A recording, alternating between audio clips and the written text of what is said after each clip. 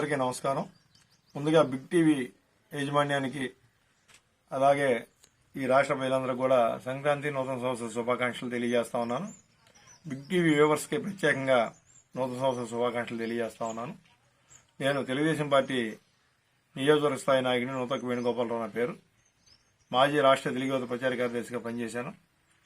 పట్టణ పార్టీ అధ్యక్షుడిగా 14 సంవత్సరాలు పనిచేశాను. ఇవాళ మేము రాజకీయాల్లోకి వచ్చిన కాడి నుంచి 35 సంవత్సరాల్లో ఏనాడు ఇటువంటి దమనకాండని ఈ రాష్ట్రంలో చూడలేదు. ఈ రోజున ఈ 4.5 సంవత్సరాల నుంచి ఒక ప్రజా పరిపాలన ఈ రాష్ట్రంలో జరగట్లేదు. ఒక మోనోబలి, ఒక నియంత పరిపాలన జరుగుతూ ఉంది. ఈ రోజున ఎలక్షన్స్ దగ్గరికి వచ్చేటప్పటికి ప్రజలు భయాన్ని వదిలేసి స్వచ్ఛంగా రోడ్డు మీదకి వచ్చి ప్రజాస్వామ్యబద్ధంగా వాళ్ళ కోరికలు, వాళ్ళ డిమాండ్స్ని నెరవేర్చమని చెప్పేసి ప్రభుత్వాన్ని డిమాండ్ చేస్తూ రోడ్ల మీదకి వస్తుంటే, నిన్న ఉదాహరణకి యూటీఎఫ్ యూనియన్ టీచర్స్ సమ్మెకి పిలిపించారు. వీళ్ళందరినీ కూడా ఒక అరాచక శక్తుల్ని ఏ విధంగా అయితే అదుపులోకి తీసుకుంటారో, ఒక టెర్రరిస్టు ఉన్నటువంటి వ్యక్తులను ఏ విధంగా అదుపులోకి తీసుకుంటారో ఆ విధంగా ఇళ్లకెళ్లి అర్ధరాత్రి పూట అపరాత్రి పూట వాళ్ళందరినీ అరెస్ట్ చేసి చలికాలంలో తీసుకెళ్లి పోలీస్ స్టేషన్లో పడేసి ఎక్కడున్నారో కూడా వాళ్ళ ఇంట్లో అడ్రస్, ఇంట్లో పేరెంట్స్ కానీ లేదా ఇంట్లో భార్యలకు కానీ పిల్లలకు కానీ వాళ్ళు ఏ స్టేషన్లో ఉన్నారో కూడా తెలియని పరిస్థితుల్లో వాళ్ళని నిర్బంధించి పోలీస్ స్టేషన్ చాలకపోతే తీసుకెళ్లి కళ్యాణ మండపంలో చలిలో తీసుకెళ్లి కళ్యాణ మండపంలో పడివేసి నిర్బంధించడం అనేది అరాచక పాలన. ఇది ముఖ్యమంత్రి జగన్మోహన్ రెడ్డి గారు ఒకసారి ఆలోచించండి.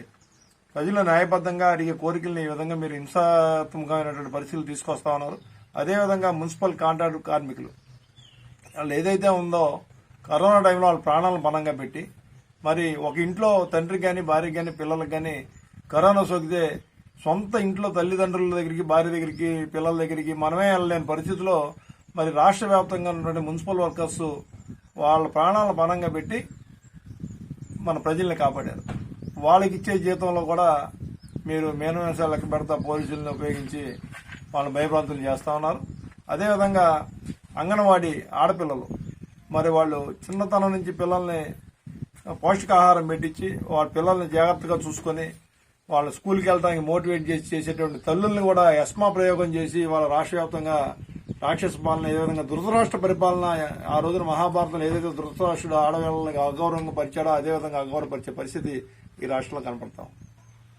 అంతేకాకుండా ఇవాళ ఈ రాష్ట్ర వ్యాప్తంగా మైనింగ్ లో కానీ లేకపోతే అన్ని రకాలుగా కోట్ల రూపాయలు దోసుకునే నువ్వు దోసిన దాంట్లో 1% రాష్ట్ర ఎంప్లాయీస్ కి ఇస్తే ఈ రాష్ట్రం బాగుపడుతుంది. కాబట్టి ఈ ధృతరాష్ట్ర దుర్మార్గ పాలన అంతమొందించడం కోసం ప్రజలందరూ మేలుకోవాలి. మొత్తం కూడా రాబోయే రోజుల్లో మళ్లీ మన నారా చంద్రబాబు నాయుడు గారు ముఖ్యమంత్రి అయితే ఈ రాష్ట్రానికి మంచి భవిష్యత్తు ఉంటుంది. ఇవాళ రాష్ట్రం విడిపోయిన తర్వాత 5 సంవత్సరాల్లోనే అమరావతి కానివ్వండి, ఇంకా మిగిలిన విషయాల్లో కానివ్వండి, మనకి సీపోర్టు ఎక్కడా లేని, ప్రపంచంలో ఎక్కడా లేనటువంటి సీపోర్టు మనకుంది. ఈ రాష్ట్రాన్ని అన్ని రాష్ట్రాల కంటే కూడా, భారతదేశంలోని అన్ని రాష్ట్రాల కంటే మనకి సీపోర్ట్ ఎక్కువ కిలోమీటర్లో, మనకి 700 నుంచి 900 కిలోమీటర్లు సుమారుగా సీపోర్ట్ మనకుంది.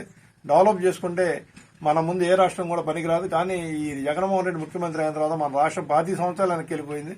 మరలా మన యువతకు ఉద్యోగాలు రావాలన్నా, ఈ రాష్ట్రం బాగుపడాలన్నా, ఇండస్ట్రియలిస్టులు రావాలన్నా, అన్నిటికీ రాబోయే రోజుల్లో మళ్ళీ నారా చంద్రబాబు నాయుడు గారు ముఖ్యమంత్రి అయి తెలుగుదేశం పార్టీ అధికారంలోకి వస్తేనే ఈ రాష్ట్రం బాగుపడుతుంది. దయచేసి ప్రజలందరూ కూడా చేతులు ఎత్తి దండం పెడతా ఉన్నాను. అందరూ కూడా మేలుకొని ఆలోచించి చదువుకున్న విజ్ఞులు, చదువుకున్న వాళ్ళు, రైతులు కానీ అందరూ కూడా ఈ రాష్ట్రాన్ని బాగు చేయాలి. ఈ రాష్ట్రం బాగుపడాలంటే మళ్ళీ చంద్రబాబు ముఖ్యమంత్రి రావాలని కోరుకుంటున్నాను.